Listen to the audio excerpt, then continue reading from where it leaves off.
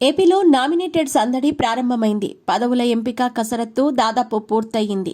ఎన్నికల్లో వివిధ కారణాలతో టికెట్లు దక్కని వారికి చంద్రబాబు పెద్దపీట వేశారు. అదే సమయంలో జనసేనతో పాటు బీజేపీ కీలక నేతలకు సైతం పదవులు ఇవ్వనున్నారు.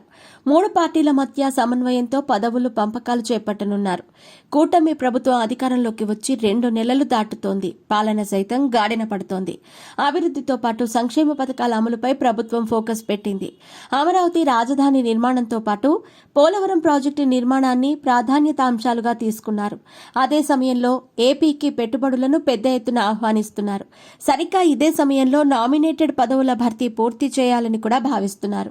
తద్వారా ఎక్కడా అసంతృప్తి లేకుండా ముందుకు సాగాలని నిర్ణయించుకున్నారు. నామినేటెడ్ పదవుల ఎంపికపై ఇప్పటికే డిప్యూటీ సీఎం పవన్తో చంద్రబాబు చర్చించారు. ఆయన సైతం గ్రీన్ సిగ్నల్ ఇచ్చినట్టు తెలుస్తోంది. 1-2 రోజుల్లో నామినేటెడ్ పదవులకు సంబంధించి జాబితాను ప్రకటించే అవకాశం ఉంది. వాస్తవానికి ఈ నెల 16న నామినేటెడ్ పదవులను ప్రకటిస్తారని ప్రచారం జరిగింది. అయితే కనీసం 30% పదవులను భర్తీ చేయాలని చూశారు.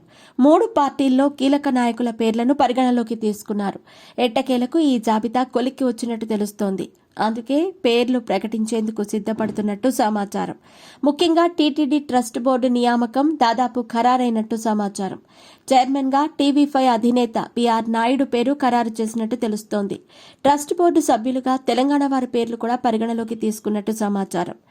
ఏపీ ఐఐసీ చైర్మన్గా బొడ్డు వెంకటరమణ చౌదరి నియామకం దాదాపు ఖరారైనట్టు తెలుస్తోంది.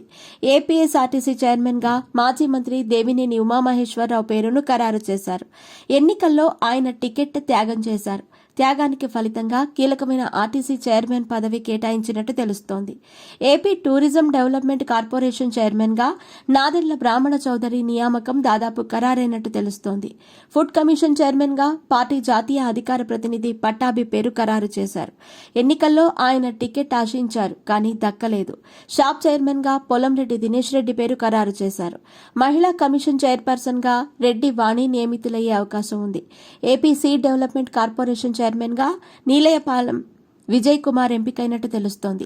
ఏపీ మారిటైమ్ బోర్డు చైర్మన్గా గొంప కృష్ణ పేరు, ఏపీ వేర్ హౌసింగ్ కార్పొరేషన్ చైర్మన్గా Somu Veerraju, APSRTC regional board చైర్మన్గా Shaik Riyaz, AP forest development corporation చైర్మన్గా Bobburi Vengalarao, AP granite beautification corporation చైర్మన్గా బండ్రెడ్డి రామకృష్ణ, ఏపీ మార్ఫెడ్ చైర్మన్గా విష్ణువర్ధన్ రెడ్డి, ఏపీ స్వచ్ఛంద మిషన్ చైర్మన్గా Pathuru Nagabhushanam, AP police housing development corporation చైర్మన్గా Nimmala Krishnappa, AP meat corporation చైర్మన్గా ఆనిమిని రవినాయుడు, ఎస్సీ కమిషన్ చైర్పర్సన్గా మాజీ మంత్రి పీకల సుజాత, ఎస్టీ కమిషన్ చైర్మన్గా కిడారి శ్రావణ్ కుమార్, ఏపీఎస్ ఎంఐడిసి చైర్పర్సన్గా రాయపాటి అరుణ, తుడా చైర్మన్గా దివాకర్ రెడ్డి, నెడ్ క్యాప్ చైర్మన్గా Uku Praveen Reddy, AP film development corporation చైర్మన్గా నటుడు పృథ్వీరాజ్, అమరావతి డెవలప్మెంట్ కార్పొరేషన్ చైర్మన్గా మాజీ మంత్రి ఆలపాటి రాజా నియమితులైనట్టు తెలుస్తోంది.